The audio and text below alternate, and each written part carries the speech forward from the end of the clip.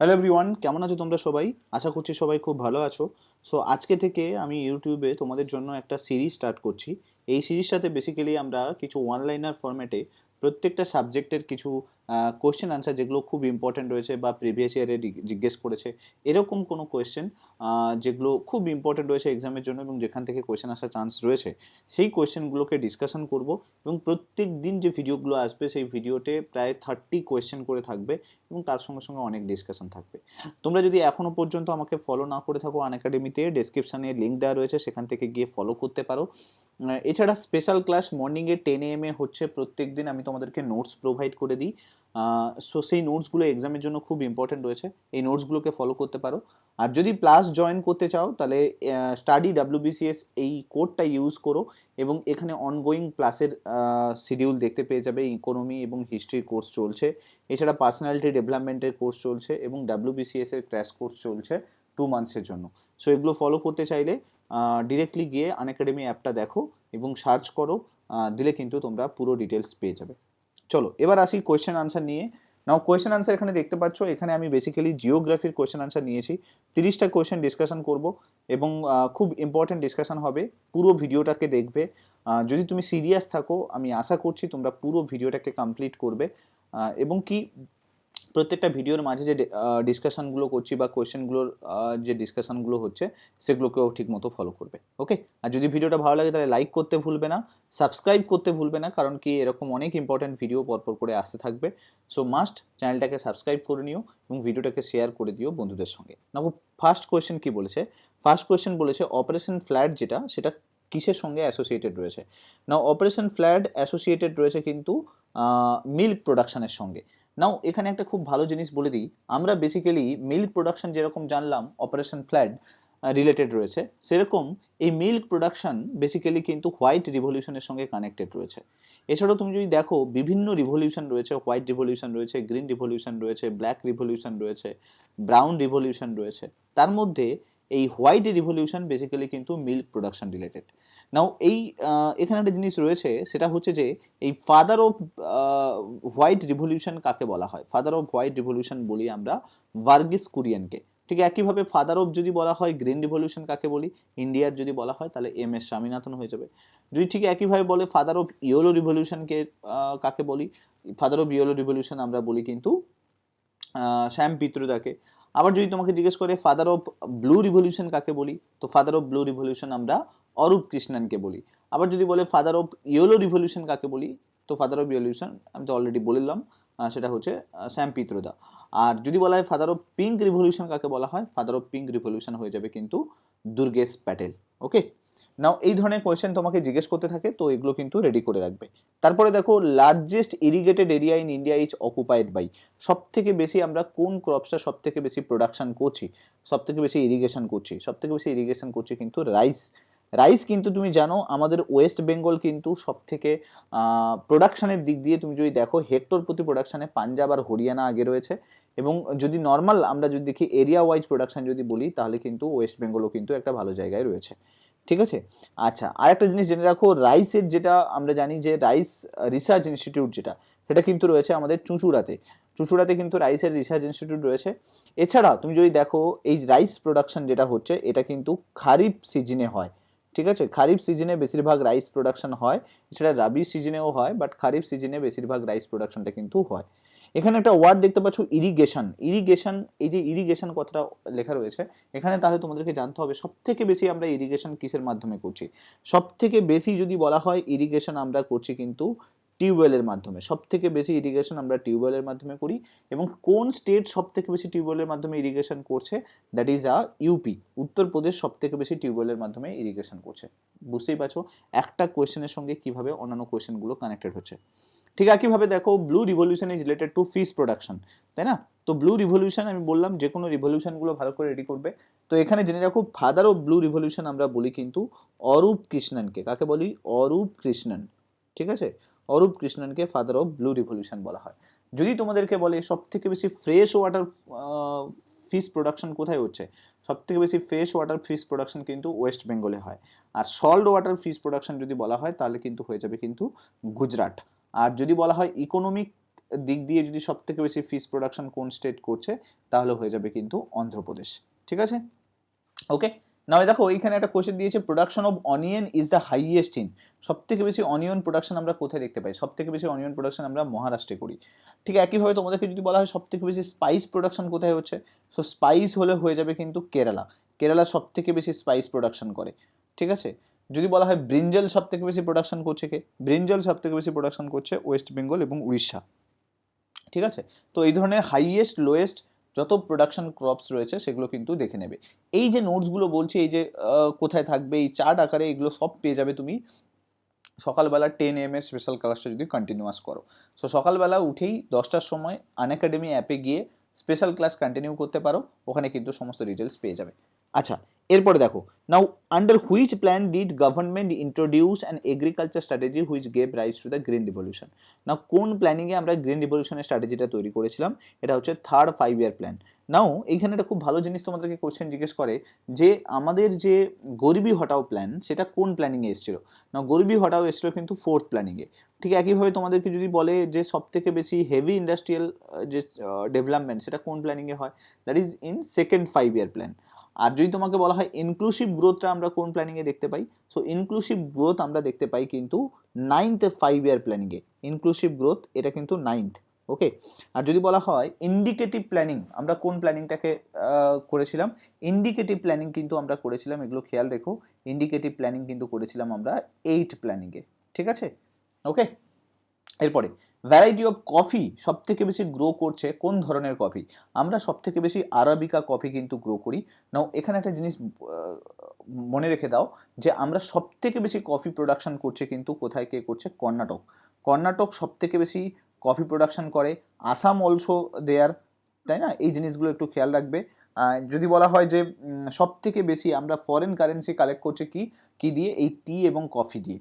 ঠিক আছে, আর যদি বলা হয় সব থেকে বেশি আমাদের যে টোবাকো প্রোডাকশন সেটা কোন স্টেট করছে, তাহলে কিন্তু হয়ে যাবে কিন্তু অন্ধ্রপ্রদেশ। ওকে, তো এগুলো কিন্তু খেয়াল রাখবে। নাও নেক্সট দেখো question number 7, pruning is an essential part in cultivation of. Pruning cultivation যেটা প্রুনিং যে সিস্টেমটা ইউজ করা হয় সেটা কোন প্রোডাকশন কাল্টিভেশনে? তো প্রুনিং পুরো সিস্টেমটা ইউজ করা হয় টি কাল্টিভেশন প্রোডাকশনে। তুমি প্রুনিং বলতে দেখবে তুমি কোনো একটা গাছের ছোট ছোট পাতাগুলোকে তুলে নেওয়া হয়, বেসিক্যালি টি আমরা যেটা ইউজ করছি সেটা কিন্তু প্রুনিং মেথডে। ঠিক আছে, ঠিক একইভাবে তোমাকে দেখবে রাইসের একটা প্রোডাকশন আছে, রাইসের একটা সিস্টেম আছে, আমার ঠিক এই মুহূর্তে মনে পড়ছে না কোন সিস্টেমটা। ওটা বেসিক্যালি আমরা জাপান থেকে কাল্টিভেট করেছি, ওই যে ছোটো ছোটো ধানের যে গাছগুলোকে নিয়ে জলে পুঁতে দেওয়া, ওটা আমরা বেসিক্যালি কিন্তু জাপান থেকে নিয়ে এসেছি। তো এটাও কিন্তু একটা প্রসেস। এরপর দেখো কোয়েশ্চেন নাম্বার 8, স্যালাইন এবং অ্যালকালাইন সয়েল ইন্ডিয়াতে কোথায় পাই, বা এদের আরেক নাম কি? স্যালাইন এবং অ্যালকালাইন সয়েলের আরেক নাম হচ্ছে কালার। ঠিক আছে, এখানে একটা জিনিস মনে রাখো যে ইন্ডিয়াতে সব থেকে বেশি স্যালাইন সয়েল আমরা কোথায় দেখতে পাই? That is in coastal area. যত কোস্টাল এরিয়া রয়েছে সেখানে সব থেকে বেশি স্যালাইন সয়েল কিন্তু আমরা দেখতে পাই। আর একটা জিনিস জেনে রাখো যে অয়েল স্যালিনিটি, সয়েল স্যালিনিটি আস্তে আস্তে বাড়ছে। এটা কিসের জন্য বাড়ছে? Because of that Indira Gandhi canal. তুমি যদি দেখো যে রিসেন্টলি একটা এক্সাম মানে নিউজেও এসেছিল যে ইন্দিরা গান্ধী ক্যানালের আশেপাশে যে সয়েল সেগুলো স্যালিনিটি প্রচুর পরিমাণে বাড়ছে, because of that Indira Gandhi হচ্ছে এই ক্যানাল। তো ইন্দিরা গান্ধী ক্যানালটাকে কিন্তু ভালো করে রেডি রাখবে, ইন্দিরা গান্ধী ক্যানালের জন্যই কিন্তু সয়েল স্যালিনিটি বাড়ে এবং এটা একটা প্রবলেমও বটে। আর নর্মালি জেনে রাখো অ্যালুভিয়াল সয়েল হচ্ছে সব থেকে বেশি সয়েল, যে সয়েলটা কিন্তু আমরা ইন্ডিয়ার সমস্ত জায়গাতে পাই। প্রায় 43% অ্যালুভিয়াল সয়েল পুরো ইন্ডিয়াতে রয়েছে। ঠিক আছে, মিডিল সেন্টার যে এরিয়াটা, ইন্ডিয়ার যে সেন্টার এরিয়াটা, সেখানে কিন্তু অ্যালুভিয়াল সয়েলটা বেশি দেখতে পাই। ঠিক, এরপর না কোশ্চেন নাম্বার 9 দেখো কি বলেছে, laterite soil is found in which of the following states of India. Laterite soil আমরা কোন স্টেটে দেখতে পাই? না কর্ণাটক, তামিলনাড়ু হচ্ছে ল্যাটারাইট সয়েলের জন্য বিখ্যাত। এখানে কয়েকটা জিনিস আমি তোমাদেরকে মনে করিয়ে দিই। ল্যাটারাইট সয়েলে সব থেকে বেশি আমরা টি প্রোডাকশন করি, তাই জন্যই তুমি দেখবে কর্ণাটক এবং তামিলনাড়ু টি প্রোডাকশনে এগিয়ে রয়েছে। এছাড়া আরেকটা জিনিস খেয়াল রাখো, ল্যাটারাইট সয়েল দেখতে রেড কালারের হয় বিকজ অফ দ্যাট অক্সাইড প্রচুর পরিমাণে প্রেজেন্ট থাকে এই সয়েলের মধ্যে, অক্সাইডের পরিমাণ বেশি থাকে, তাই জন্য এটা লাল কালারের দেখতে হয়। না কোশ্চেন নাম্বার 10 দেখো, ওয়াটারমেলন বেসিক্যালি সব থেকে বেশি কোন সয়েলে প্রোডাকশন হচ্ছে? ওয়াটারমেলন বেসিক্যালি কিন্তু স্যান্ডি সয়েল। গুজরাট, রাজস্থান, পাঞ্জাব, হরিয়ানা এইসব স্টেটে কিন্তু ওয়াটারমেলন প্রোডাকশন দেখবে অনেক বেশি হাই রয়েছে। কেন না, বিকজ অফ দ্যাট এখানে এই বালিকণাযুক্ত সয়েলটা মানে মাটিটা প্রচুর পরিমাণে পাওয়া যায়। ওকে, কোয়েশ্চেন নাম্বার 11 কি বলেছে, বান্ধবগড় ন্যাশনাল পার্ক এটা কোথায় লোকেটেড রয়েছে? না, বান্ধবগড় ন্যাশনাল পার্ক লোকেটেড রয়েছে কিন্তু মধ্যপ্রদেশে। যখন বান্ধবগড় মনে পড়েছে তখন অনেক কিছু মনে আসার কথা। নর্মালি আমি বলছি, এগুলো মনে করার চেষ্টা করো। ইনটানকি ন্যাশনাল পার্ক, ইনটানকি ন্যাশনাল পার্ক প্রচুর কোয়েশ্চেনে জিজ্ঞেস করে। ইনটানকি ন্যাশনাল পার্ক এটা লোকেটেড রয়েছে কিন্তু নাগাল্যান্ডে। নামধাপা ন্যাশনাল পার্ক লোকেটেড রয়েছে কিন্তু অরুণাচল প্রদেশে। ঠিক একইভাবে তোমাকে যদি বলে কাজিরাঙ্গা ন্যাশনাল পার্ক লোকেটেড রয়েছে কিন্তু আসামে। যদি তোমাকে জিজ্ঞেস করে তাডোবা ন্যাশনাল পার্ক লোকেটেড রয়েছে কিন্তু মহারাষ্ট্রে। বাল্মীকি ন্যাশনাল পার্ক লোকেটেড রয়েছে কিন্তু বিহারে। সুলতানপুর ন্যাশনাল পার্ক লোকেটেড রয়েছে কিন্তু that is also a bird sanctuary, located রয়েছে কিন্তু হরিয়ানা। কালেশ্বর ন্যাশনাল পার্ক এটাও কিন্তু হরিয়ানা। সঞ্জয় ন্যাশনাল পার্ক কিন্তু রাজস্থানে রয়েছে। রণথম্বর ন্যাশনাল পার্ক কিন্তু রাজস্থানে রয়েছে। তো এইভাবে কিন্তু প্রত্যেকটা ন্যাশনাল পার্ককে মনে করার চেষ্টা করবে।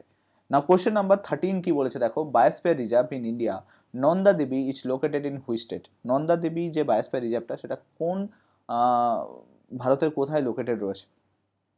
দেখো, বায়োস্ফিয়ার রিজার্ভ মনে পড়ার সঙ্গে সঙ্গে তোমার সমস্ত বায়োস্ফিয়ার রিজার্ভ মনে আসার কথা। তার মধ্যে ইম্পর্টেন্ট যেটা নন্দা দেবী, এটা হচ্ছে উত্তরাখণ্ডে রয়েছে। ফার্স্ট বায়োস্ফিয়ার রিজার্ভ তোমাকে যদি কোয়েশ্চেন করে ঠিক একইভাবে তোমাকে যদি জিজ্ঞেস করে তাহলে হয়ে যাবে নীলগিরি বায়োস্ফিয়ার রিজার্ভ। রিসেন্টলি আমরা কাঞ্চনজঙ্ঘা বায়োস্ফিয়ার রিজার্ভের কিন্তু একটা সেগমেন্টের মধ্যে কিন্তু অ্যাড করেছি। যদি বলা হয় বার্ড স্যাংচুয়ারি যেটা খুব বিখ্যাত রয়েছে হরিয়ানাতে, তার নাম কি? হরিয়ানাতে যে বার্ড স্যাংচুয়ারিটা আছে তার নাম হচ্ছে সুলতানপুর বার্ড স্যাংচুয়ারি। এখানে তোমরা দেখতেই পাচ্ছ। এছাড়া সেলিম আলী বার্ড স্যাংচুয়ারি রয়েছে গোয়াতে। আমরা জানি যে চাপড়ামারি ওয়াইল্ড লাইফ স্যাংচুয়ারি এটা আমরা ওয়েস্ট বেঙ্গলে দেখতে পাই, তাই না? কুলিক বার্ড স্যাংচুয়ারি আমরা রায়গঞ্জে দেখতে পাই। ঠিক, এটা কিন্তু তোমার ওয়েস্ট বেঙ্গলে রয়েছে। নাও কোয়েশ্চেন নাম্বার 15 দেখো, world maximum news print paper comes from? সব থেকে বেশি যে নিউজ পেপারটা তৈরি হয় সেই প্রিন্ট পেপার বেসিক্যালি কোথা থেকে তৈরি করা হয়? জানো যে পেপার তৈরি করতে ফরেস্টের ভূমিকা প্রচুর হেল্পফুল থাকে। ফরেস্ট প্রচুর পরিমাণে ইউজ হয়, গাছ প্রচুর পরিমাণে ইউজ হয় পেপার তৈরি করার জন্য। সো আমরা বেসিক্যালি ডেসিডুয়াস ফরেস্ট কিন্তু ইউজ করি ম্যাক্সিমাম নিউজ প্রিন্ট তৈরি করার জন্য। নাও ডেসিডুয়াস ফরেস্ট সম্বন্ধে একটু ভালো করে আইডিয়া তৈরি করে নাও।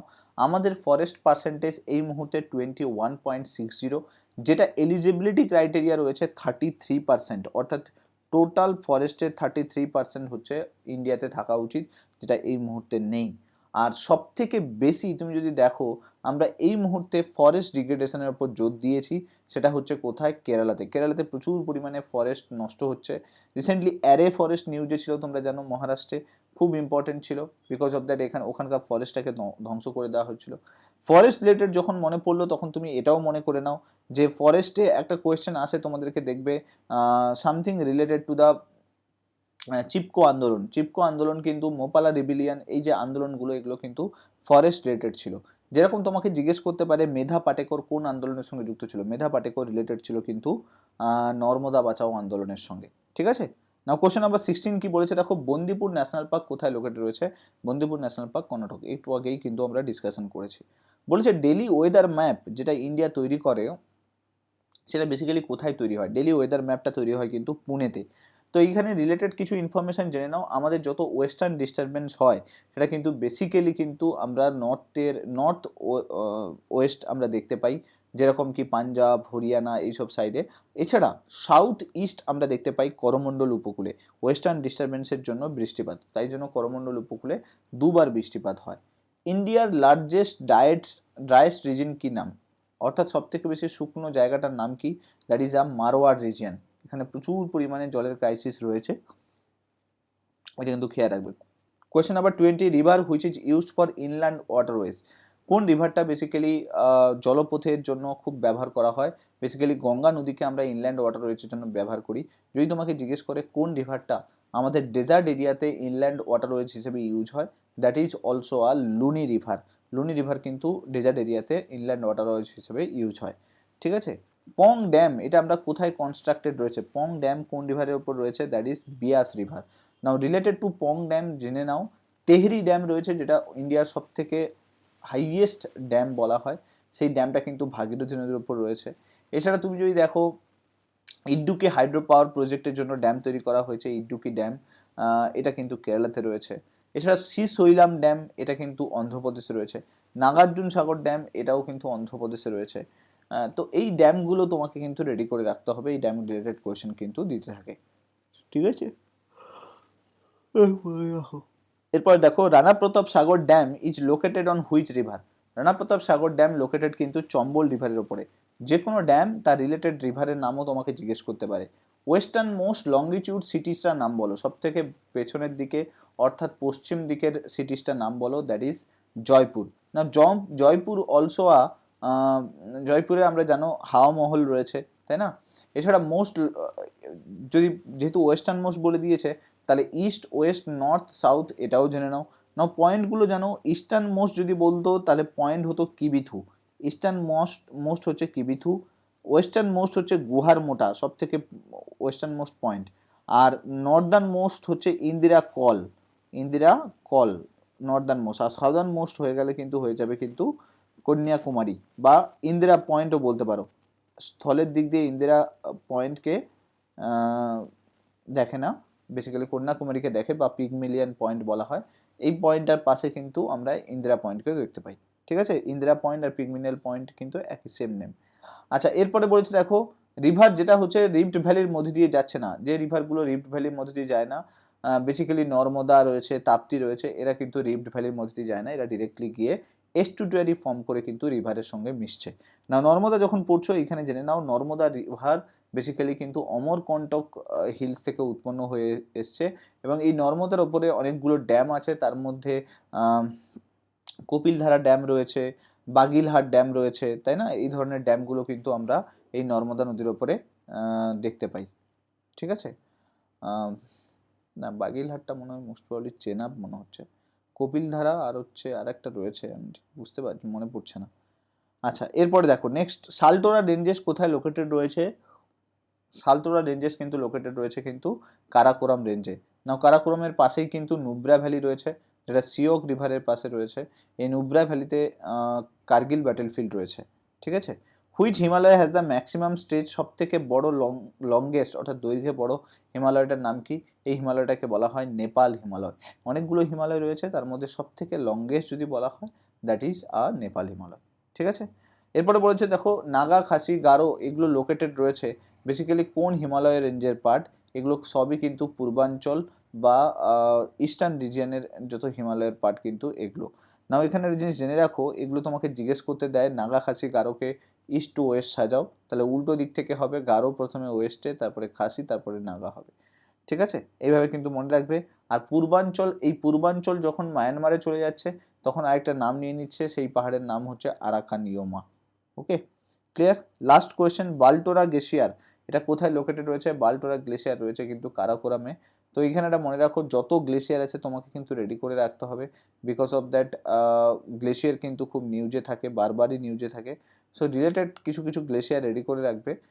তার মধ্যে মোস্ট ইম্পর্টেন্ট যেটা জম্মু কাশ্মীরের ওপর দিয়ে যে গ্লেশিয়ারগুলো গেছে। ওকে সো আশা করছি ভিডিওটা বেশ ভালো লেগেছে তোমাদের। আর যদি ভালো লেগে থাকে তাহলে লাইক করে দিও, এই কোয়েশ্চেনগুলোকে দেখে নিও, ভালো করে রিভিশন করে নিও আরেকবার। Thank you so much. ভিডিওটাকে শেয়ার করে দিও, চ্যানেলটাকে সাবস্ক্রাইব না করে থাকলে সাবস্ক্রাইব করে নিও। এইভাবে তোমরা ভালোবাসা দিতে থাকো, কোনো কমেন্টে কোনো কিছু কোয়ারি থাকলে জানতে পারো। Thank you so much. Next ভিডিওতে তোমার সঙ্গে আবার দেখা হচ্ছে, টাটা।